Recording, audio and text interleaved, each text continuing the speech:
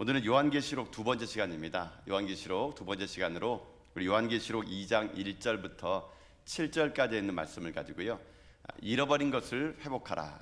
잃어버린 것을 회복하라라는 점을 가지고 하나님 말씀 함께 시간 나누도록 하겠습니다. 우리가 예수님을 믿게 되면은 우리 가운데 이 변화가 일어나게 됩니다. 아마 여러분도 예수 믿고 난 후에 여러분은 모를지 모르겠지만 주변에 있는 사람들이 변했다라고 말을 하는 사람이 있을 수 있고, 또 여러분 스스로도 내가 예수 믿고 좀 변했구나라는 그런 분도 계실 겁니다.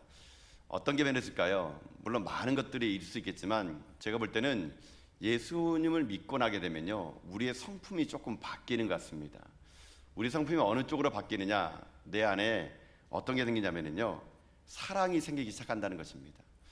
그전에는 미움이 가득했던 내 마음이 예수 믿고 난 다음에 사랑하는 성품으로 조금씩 바뀌는 걸 보게 되면 내가 예수 믿고 난 다음에 이런 것이 바뀌었구나라는 것을 알게 되는 것이죠. 근데 만약에 내가 예수 믿고 난도 여전히 내게 바뀌는 게 없다, 내가 예수 믿기 전이나 지금이나 똑같다 그러면은요, 여러분 정말 여러분 예수님 믿고 있는가를 다시 한번 점검해 보셔야 됩니다. 마냥 그냥 교회 다닌다고 여러분 되는 게 아니거든요. 그냥 마냥 교회를 오래 다닌다 그래가지고 여러분 성도가 아닙니다. 내가 예수님을 만나지 않으면은요, 우리 인생 가운데 아무런 변화가 일어나지 않거든요. 정말 여러분이 예수 믿고 난 다음에 무엇이 변화됐습니까? 한 번쯤 그것을 생각해 보시고 내 변화된 성품 앞에 내 삶이 어떻게 인생을 살아갈 것인가를 여러분 고민하는 여러분 돼야 됩니다. 그래서 저는 예수 믿고 난 다음에 많은 사람들의 성품 중에서 제가 볼 때는요, 사랑하는 마음, 잃어버렸던 사랑 같은 것들이 회복되는 것을 저는 종종 보게 됩니다. 제가 이 말씀 드린 건 뭐냐면요, 사랑이 없는 기독교가 얼마나 무서운가를 제가 어떤 책을 통해서 보게 됐는데, 책 중에 여러분 이런 책이 있습니다. 세계 기도 정보라는 책이 있어요. 어떤 한 선교사님이 매일마다 성도들이 한 장씩 그 전 세계에 있는 나라들의 상황과 형편을 보고 기도할 수 있도록 만들어 놓은 책이 있거든요.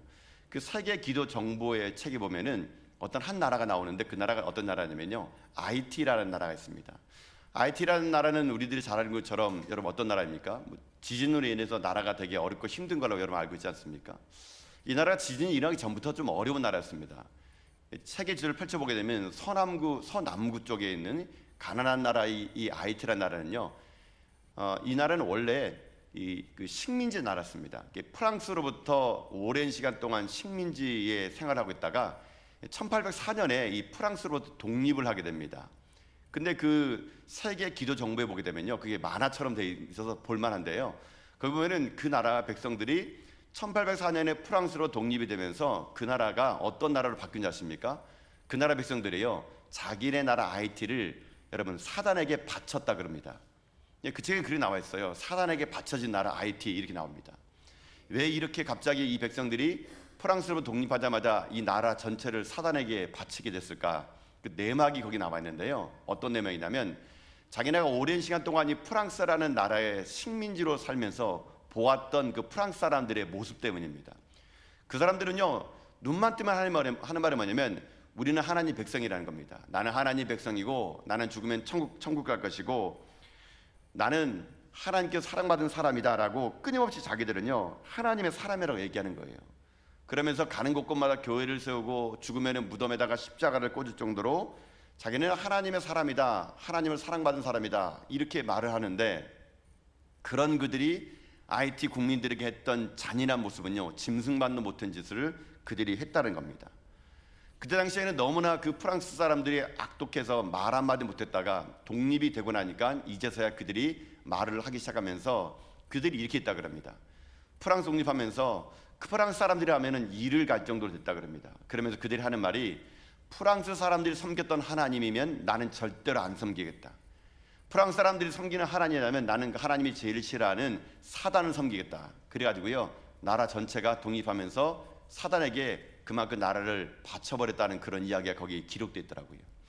참 그 모습 보면서 씁쓸한 마음이 들었습니다. 사랑이 많다라고 말하는 말은 무성한데 정작 성품과 행동에는 사랑이 없는 기독교인들, 우리는 과연 정말 예수 믿는 사람답게 내 안에 사랑이 정말 있을까요? 정말 우리는 하나님을 사랑한다 말하면서 그 사랑이 이웃에게 흘러갈 수 있을까요? 우리가 그토록 잘 알고 있는 고린도서 13장 13절 말씀, 그러니 믿음, 소망, 사랑 이 세 가지는 항상 있을 것인데 그 중에 제일은 사랑이다. 우리가 얼마나 암송하기 좋아하고 우리 가운데 이 사랑의 말을 할 때마다 이 말을 꺼냅니까? 그래도 우리들의 신앙의 삶이 사랑이 있는 것처럼 보이지만 실제로는 행동하는 거 보게 되면요, 사랑이 행동하는 것이 없을 때가 너무나 많다는 것입니다. 어떤 문제 앞에 놓여 있을 때 그 일을 처리하는 걸 보게 되면요, 그 사람이 사랑이 있는지 없는지를 알게 됩니다. 사랑 있는 사람은요, 일을 처리할 때 있어서 물론 시시비를 가립니다. 잘잘못을 가립니다. 그러나 그 일을 사랑으로 그 일을 마무리 짓는다는 겁니다. 근데 마음에 사랑이 없는 사람은요, 어떻게 하느냐, 문제가 발생하게 되면요, 자기 판단과 자기 감정대로 해버립니다. 옳고 그름을 냉철하게 말하고 사람을 죽이는 입장에 서게 되는 것을 우리가 보게 된다는 것이죠. 가정과 직장과 공동체 가운데 옳고 그름을 따지는 건 분명히 필요합니다. 그러나 더 중요한 것은 옳고 그름을 따지되 그 옳고 그름 속에 사랑이라는 것이 전제되지 않는다면 그 옳고 그름은 오히려 사람을 죽이는 명철함이 될 수밖에 없다는 것을 잊어서는 안 된다는 것입니다. 저는 그래서 오늘 이 시간에 여러분 삶 속에 정말 예수 그리스도의 사랑이 여러분 가운데 회복될 수 있길 주님의 이름으로 축복합니다. 내가 예수 믿고 난 다음에 변화되는 성품이 있었으니 잃어버린 사랑 회복되는 그런 은혜, 여러분 그런 은혜가 여러분 삶 가운데 날마다 회복될 수 있는 여러분 인생길 다 될 수 있길 주님의 이름으로 축복합니다. 이런 사랑의 회복을 가지고 오늘 본문의 말씀을 보자는 겁니다. 이런 맥락을 가지고 오늘 본문에 보게 되면요, 오늘 본문에는 예수님에게 칭찬과 책망을 드리는 한 교회가 나옵니다. 우리는 지난 시간부터 이 요한계시록의 말씀을 강의하고 있는데요, 오늘 그 두 번째 시간 아닙니까? 요한계시록 여러분 어떤 책이라고 그랬습니까? 요한계시록은 그 당시 기독교가 로마에 의해서 핍박을 받고 있을 그때에 하나님께서 요한을 통해서 핍박받는 성도와 교회를 위해서 위로를 하기 위해서 쓴 책이 바로 요한계시록입니다. 로마의 황제인 도미티아누스 황제가 이 기독교인들을 잡아 죽일 때 아마 그때 이 사도 요한도 이 도미티아누스 황제 때 아마 잡혀가지고 순교를 하게 될 순간이었던 모양입니다. 성경에 기록되지 않지만 문헌에 보게 되면요, 사도 요한도 잡혀가지고요 어떻게 죽임을 당하느냐면 끓는 가마 속에 던졌다 그럽니다. 여러분 끓는 가마 속에 던져지면은 사람이 어떻게 되겠습니까? 다 죽겠죠. 근데 어떻게 된 일인지 사도 요한은 끓는 가마 속에서 살아남았다 그럽니다. 그걸 살아남은 걸 보고 이 도미티아누스 황제가 너무 무서워가지고 사도 요한을 반모섬이라는 섬으로 보내버렸다 그럽니다. 채석장에 불과한 돌덩이 성인 반모섬에서 사도 요한은 하나님께서 그에게 하늘의 문을 열어준 계시를 보게 됩니다. 그리고 어떻게 하느냐, 지금 핍박을 받고 있는 성도와 소아시아 7교회에게 편지를 보내를 하게 됩니다. 그래서 이 요한계시록은요, 핍박과 환난 중에 있는 소아시아에 있는 7개 교회의 공동체의 성도들에게 보내는 편지인데요, 그 처음의 시작이 어떤 교회냐, 바로 에베소 교회에게 이 편지를 보내게 된다는 겁니다. 근데 제가 이 요한계시록을 쭉 다시 한번 묵상해 보면서 느끼는 게 뭐냐면요, 요한계시록은 엄밀히 말하면 그러면은 소아시아 7교회에게 편지를 보내는 그 편지인데, 실제로 그 소아시아 7개에 있는 교회는 실제로 존재했던 교회입니다. 제가 성지순례 가보니까요, 그 소아시아 7교회를 다 이렇게 두루두루 돌아보면서 교회의 터전에 남아있는 것을 보게 되더라고요. 그 교회를 보면서 저도 많은 걸 묵상해 봤습니다. 하나님께서 세우신 그 소아시아 7교회가 이제는 왜 이렇게 흔적밖에 남지 않았을까? 왜 이렇게 돌덩이밖에 남지 않았을까? 그런 마음을 가지고, 씁쓸한 마음을 가지고 제가 소아시아 7교회를 이렇게 방문했던 적이 있는데요, 소아시아 7교회에 보냈던 그 편지는요, 여러분 어찌 보게 되면 오늘날 사실은요, 이 시대를 살아가는 오늘날 현대 교회에게 저는 보내는 메시지라고 저는 생각이 듭니다.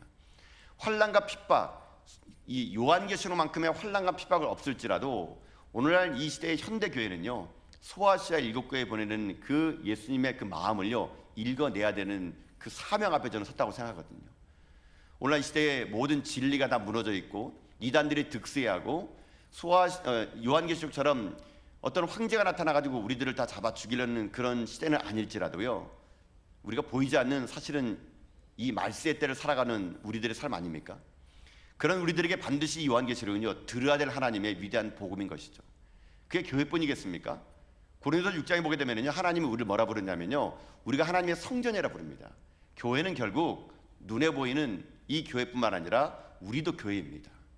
그러면 이 마지막 시대에, 종말의 시대 때, 그럼 우리 전화교회와 우리 믿음의 성도님들이 무엇을 드려야 되겠습니까? 오늘 소아시아에 보냈던 7개 편지를 우리가 보면서 우리가 그 편지 속에서 우리가 어떤 삶을 살아야지만 주님께 칭찬을 듣고 어떤 삶을 돌이켜야지만이 책망 듣지 않은 인생이 되는가를 우리가요 한번 살펴봐야 된다는 것입니다.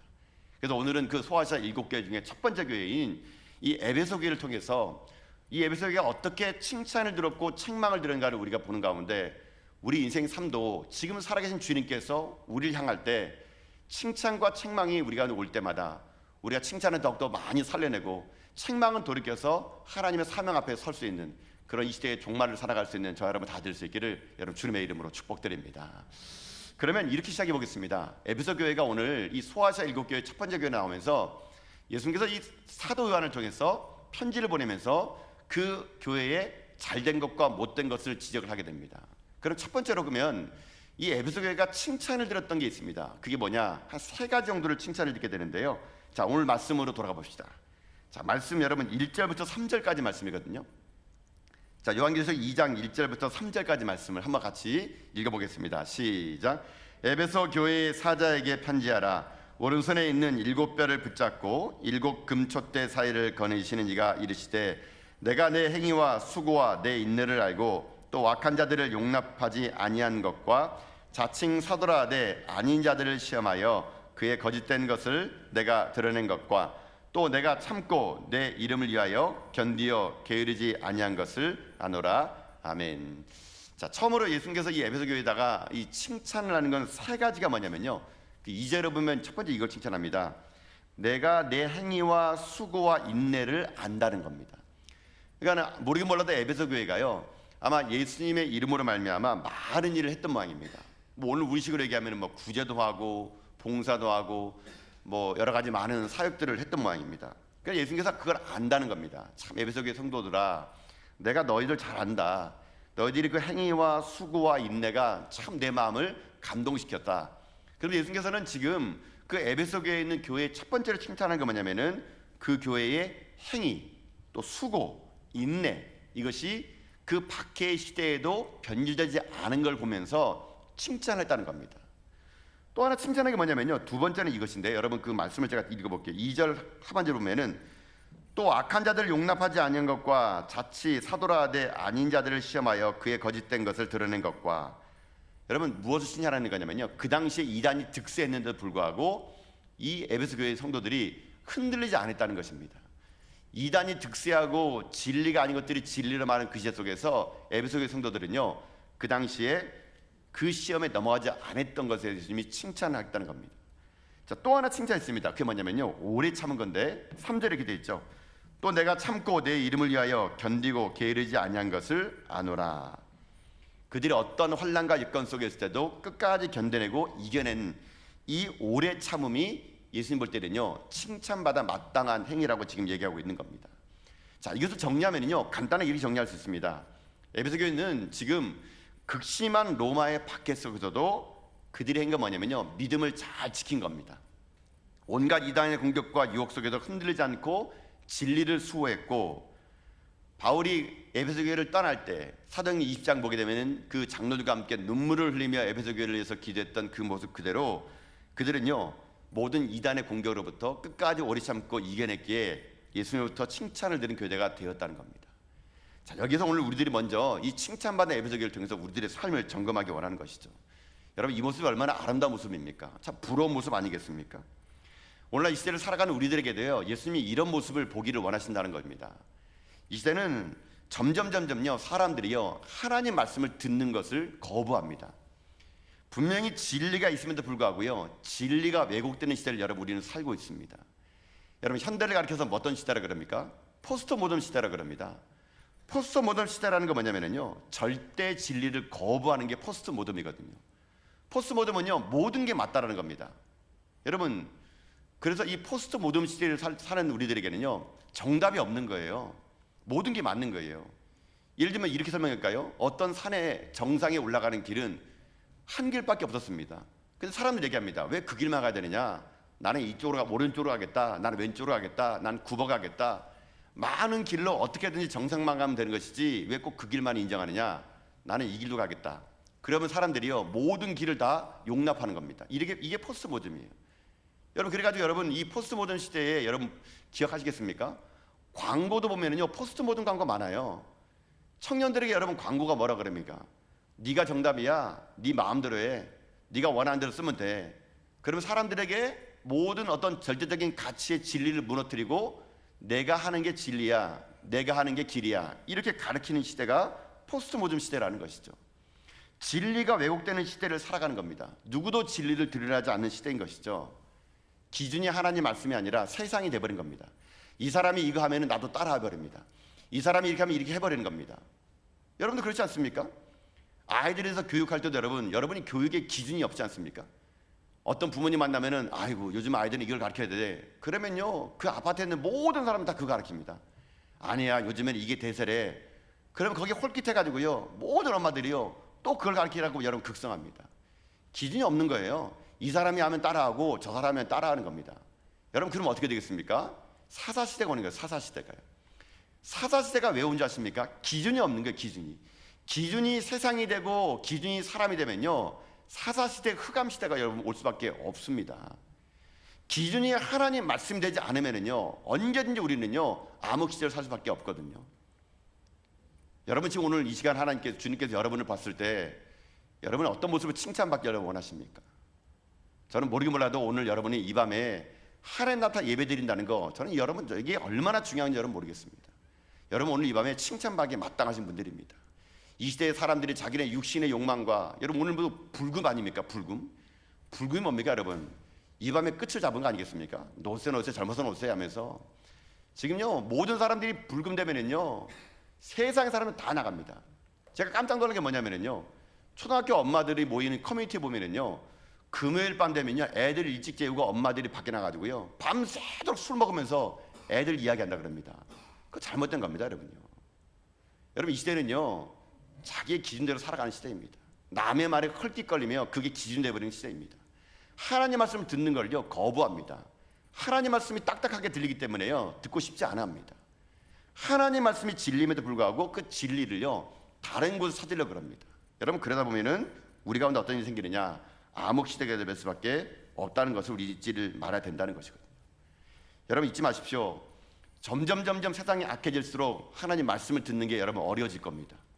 점점 이 시대가 우리 가운데에 위기의 순간 다가올 때마다 진리의 말씀보다는 사람들은요 세상의 소리에 더욱더 귀를 기울일 수밖에 없을 겁니다.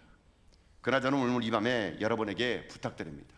사랑 성도 여러분, 말세가 다가올수록 말씀을 듣지 않는 시대 가운데 예배드리는 것이 우리 가운데 무의미하게 느껴지는 이 시대 속에서 성경 말씀 공부하는 것이 나에게는 시간을 뺏기는 거냐, 왜 교회가 나에게 그렇게 간섭하고 강요하냐고 말하는 이 시대 속에서 여러분들만큼은요 딱딱한 말씀 앞에 반응하시고 하나님의 말씀 있는 곳에 머무는 것을 즐거워하시고 힘들고 어렵더라도 말씀을 듣는 자리에 여러분 머무는 가운데요 여러분이 말세 때 주님 앞에 책망을 듣는 자가 아니라 칭찬을 듣는 믿음의 정도 다 될 수 있기를 여러분 주님의 이름으로 축복합니다.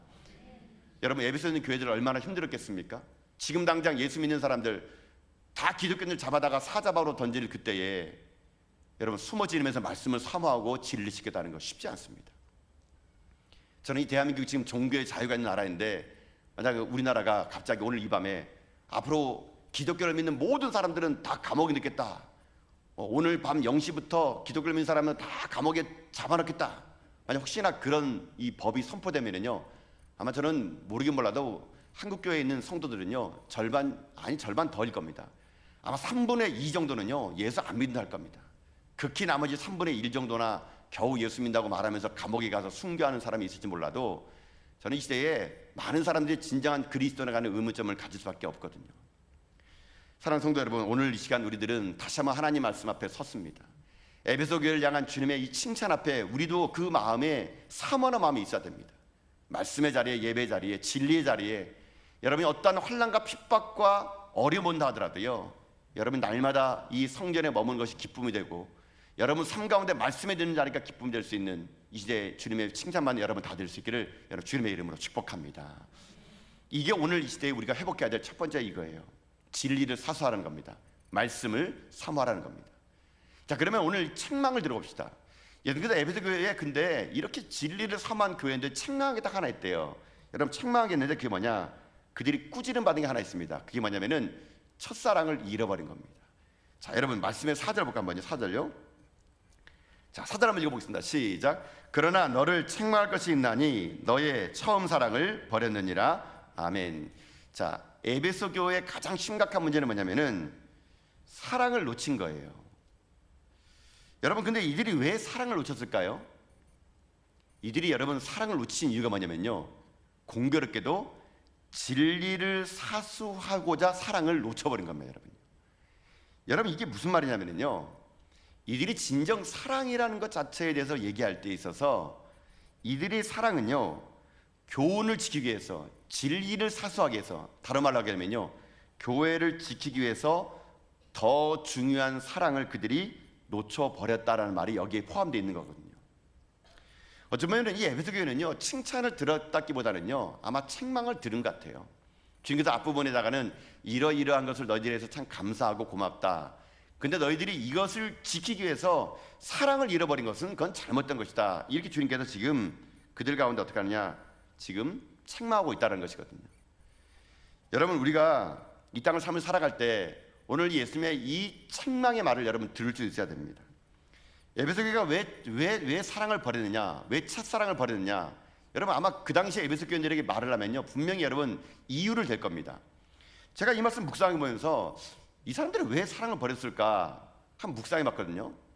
에베소 교인들이 아마 이렇게 말했을지 모릅니다. 우리가 사랑을 버렸다고요? 아이고, 한번 우리 입장이 돼 보세요. 지금 교회 안에는 니골라당이라는 이단이 들어와가지고 그 이단하고 싸우기 바빠 죽겠고, 밖으로는 우상숭배 황제 때문에 지금 세상과 싸우기 바빠 죽겠는데, 내가 교회를 지키려고 그러는데 교회를 지키다 보니까 이렇게 돼버린 거 아니겠습니까?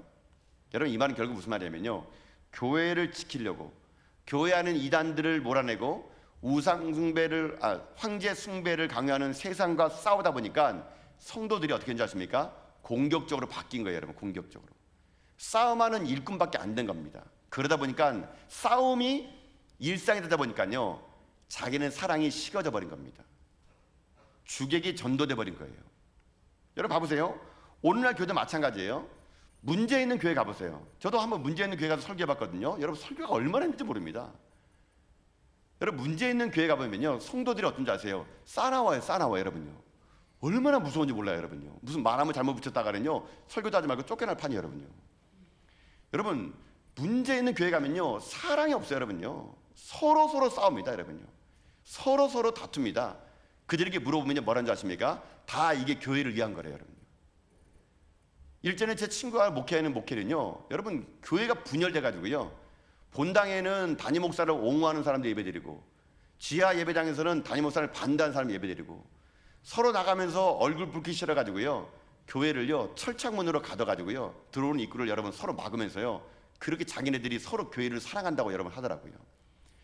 여러분, 밖에서 볼 때 그 사람들이 사랑의 모습이 여러분 보일까요? 자기네는 그 교회를 사랑하는 거래요. 여러분, 일전에 이런 책이 있었습니다. 어떤 한 목사님이 쓴 책이 이 책이에요. 생사를 건 교회 개혁이라는 책이 있었어요. 생사를 건 교회 개혁. 저도 그 책을 봤는데 그 책을 보면 그 목사님이 이렇게 아주 신랄하게 비판합니다. 한국 교회를 개혁하기 위해서 잘못된 지적을요, 하나씩 공격하는데 그 공격에 벗어날 목사가 아무도 없는 것 같아요. 여러분. 생사를 건 교회 개혁이라는 이 책을 쓰면서 그 책에는요, 무섭도록 교회와 목사들을요 꾸짖고요, 다 싹군으로 만들어버리며, 그 책을 보는 그 사람들의 입장에서는, 성도들이 많이 그 책을 본다면요, 다 목사들은 싹군밖에 없을 정도로 생사를 건 교회라는 책을 보게 되면요, 너무 교회를 난도질했던 책 같아요. 근데 제가 나중에 시간 지나가지고 이 책을 쓴 사람의 이야기를 들어본데, 그분이 어떻게 했는지 아십니까? 자기는 처음에는요, 생사를 건 교회라는 책을 써가지고 이 시대 한국 교회를 바로잡고 성도를 어른들 인도하고 목회자가 하나님의 종으로서 쓸 수 있도록 자기는 목숨을 걸고 생사를 건 교회라는 책을 쓰고 전국을 돌아다니면서 그것을 조사하고 세미나를 열었더니, 여러분 그 목사님이 여러분 어떻게 바뀐지 아십니까? 자기가 말한 말이에요. 자기가 점점 바뀌어가지고요, 자기 마음이 독한 마음밖에 안 남았대요. 교회를 바라보고 목사를 바라보는 것이 도끼만 가득하고 싸늘하게 바뀐 자기를 바라보면서 자기 안에 사랑이 없으면 이 사람이 나중에 후회하는 말들을 하는 것을 제가 들었던 게 있거든요. 여러분, 박해와 싸우고 우상숭배 싸우는 것은 당연합니다. 그러나 그 싸움을 싸운다 그래가지고 사랑마저 잃어버린다면은, 여러분 그것은요, 주님 앞에 책망 들을 수밖에 없는 그런 교회가 될 수밖에 없는 거거든요. 여러분도 교회를 사랑하시죠? 교회 안 사랑하는 사람 없습니다. 교회에 다툼 있는 교회 가보세요. 다 교회 사랑한다 그럽니다. 그러면서요, 교회 사랑한다면서 서로 싸우고 물어뜯고 하는 것이 여러분 오늘 우리들의 진짜 모습 아닙니까? 내가 사랑하는 모습만 진짜라고 말하면 상대방이 사랑하는 모습을요 비난하고 비판하는 게 여러분 혹시 우리들의 모습 아닙니까? 이런 말씀을 가지고 제게 적용하면요, 제가 참 어떨 때는요 이 말씀 앞에 약간의 그 생각이 좀 복잡할 때가 있습니다. 이게 무슨 말이냐면요, 여러분 이런 게 있습니다. 이제 목회자다 보니까 여러분 종종 설교를 하다 보면은 여러분 설교가 때로는 교인들에게 여러분 설교를 하는 거 맞지만 때로는 하나님께 주신 메시지를 여러분 전해야 할 때가 있거든요. 제게 주신 하나님의 마음을 가지고 설교할 때가 있습니다. 그러다 보면은 저도 어떨 때는 성도들에게요 좋은 설교, 좋은 설교라는 것은 성도들이 귀에 즐거운 설교를 하는 거죠.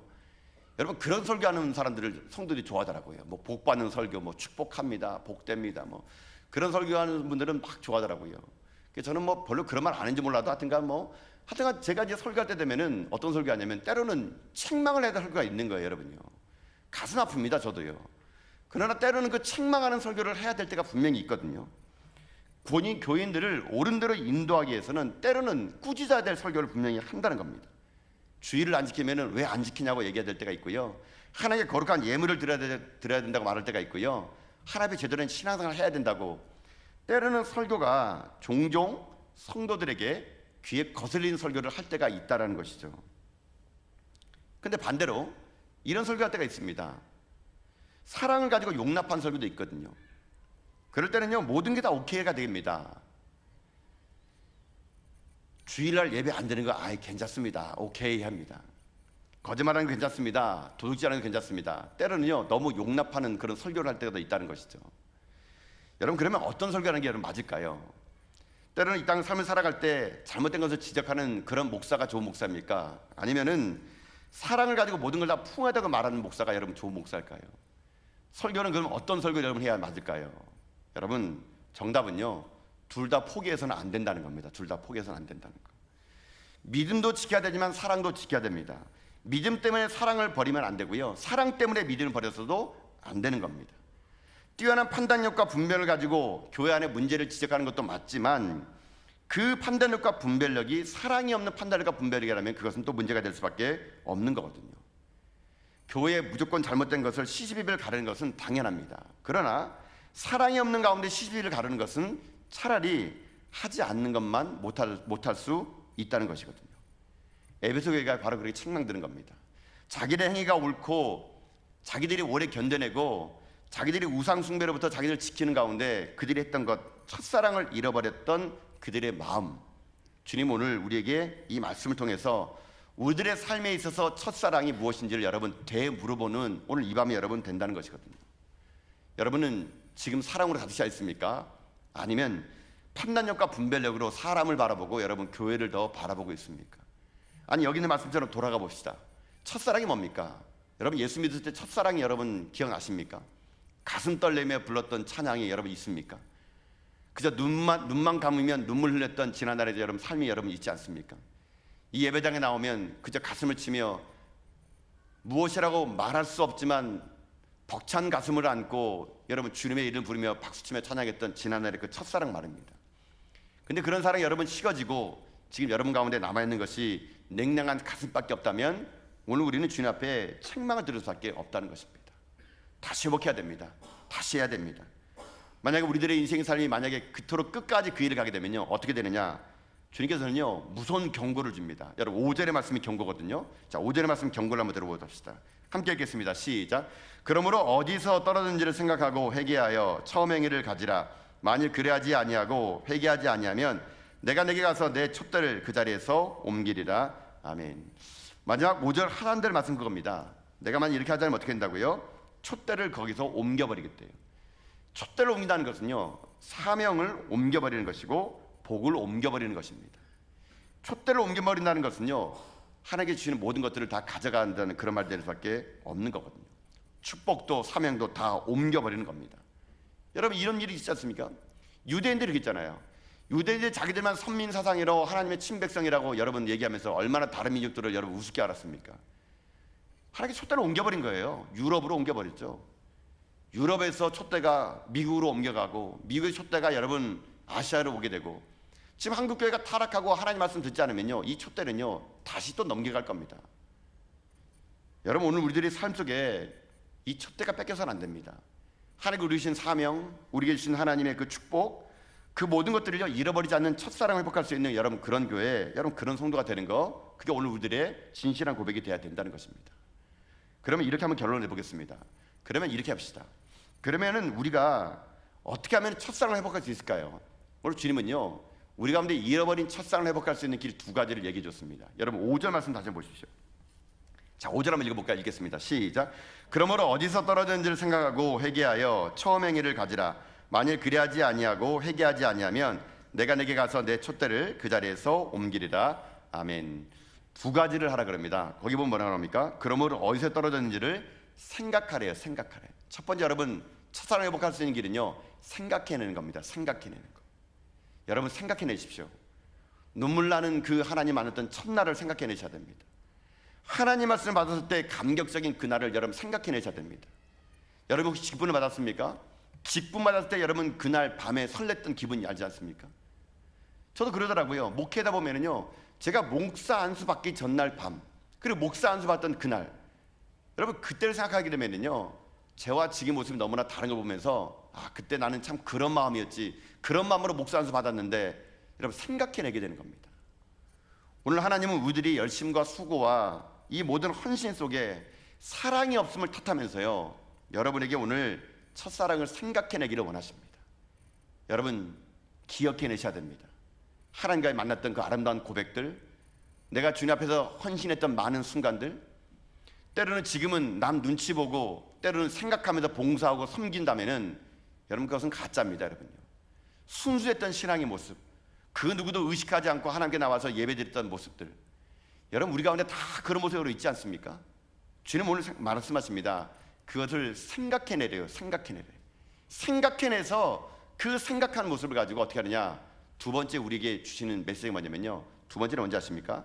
첫사랑 회복하려면 두 번째는요 처음 행위를 가지고 회개하는 겁니다. 회개하는 거. 여러분 그 5절에 그렇게 되어 있죠.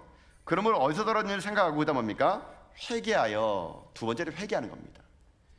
지난날 우리들의 인생의 삶에 그렇게 살지 못했으면 여러분 통회하는 마음으로 회개하셔야 됩니다.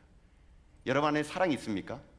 지금 여러분이 직분을 받은 다음에 지금 모습과 옛날 모습이 다른 것을 가고 여러분 세월이 지나면 다 이런 것이자라고 여러분 당연하게 여기십니까? 여러분 그거 아닙니다. 여러분 오늘 하나님께서 말씀하시는 생각하고 회개하는 것은요 이건 따로따로가 아니에요. 생각한 사람은요 회개하게 돼 있는 거거든요.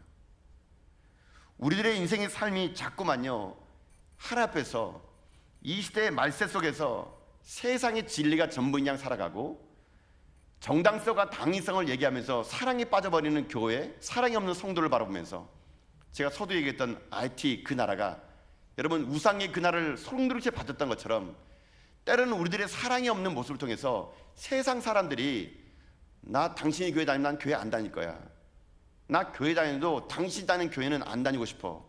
여러분 혹시 우리가 이렇게 말을 듣고 있지는 않습니까? 그런 말을 들어도 우리는요 아무 감흥도 없고 아무 찔림도 없고 생각도 없고 회개도 없는 우리들의 모습을 보면서 오늘 주님 우리 가운데 무슨 말을 할까요? 여러분 주님은 말씀하십니다. 귀 있는 자는 들을지어라고요.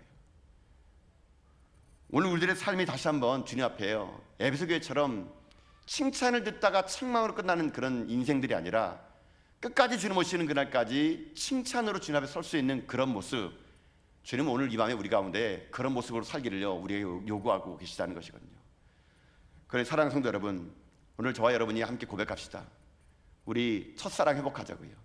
처음에 하나님 만났던 감격적인 그 심장의 떨림, 내가 직분을 받았을 때 그 감격적인 그 눈물의 삶, 말씀을 한 구절 읽을 때마다 그 말씀이 내 삶 가운데 꿀송이처럼 달가왔던 그 순간들, 찬양을 끝까지 부르지 못하고 눈물교하면서 마지막 찬양을 목이 떨리면서 불렀던 지난날의 삶들, 우리 그날을 돌아가셔야 돼요. 생각하셔야 돼요. 그리고 회개하셔야 돼요. 그리고 우리의 사랑이, 우리의 행위가 사랑으로 낸 행위를 통해서 이 시대 가운데 예수 그리스도의 살아계시는 보여준다면요, IT처럼 그 나라가 송두리째 사단으로 바치는 그런 일으로 우리는 막을 수가 있을 겁니다. 사랑하는 성도 여러분, 우리 생이 끊어지고 우리가 언제 주님 앞에 설 날이 알지 못하지만 이 마지막 시대에 다시 한번 우리들이 잃어버린 사랑을 회복하고 우리 가운데 뜨거운 눈물의 그 사랑의 고백을 통해서 나의 처음과 끝이 동일한 그런 믿음의 종들이 되어 주님 앞에 칭찬만 듣고 살아갈 수 있는 저 여러분 다 될 수 있기를 여러분 주님의 이름으로 축복합니다.